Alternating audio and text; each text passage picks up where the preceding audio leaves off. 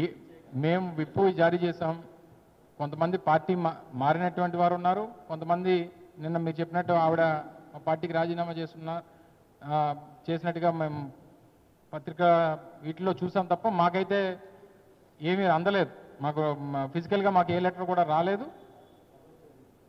So పార్టీకి చేయడం వేరు, పార్టీ ద్వారా సంక్రమించినటువంటి పదవికి చేయడం వేరు.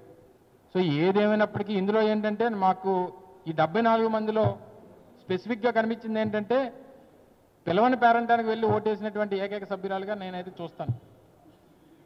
ఎందుకంటే నేను ఈరోజు మీరు ఆ ఫోటోలు చూస్తే కొంతమంది బీజేపీ కండువా, కొంతమంది టీడీపీ కండువా, కొంతమంది జనసేన కండువా కప్పుకొని సరే వాళ్ళకి చేతులు ఎత్తారు 3 పార్టీలు ఒకటి కాబట్టి.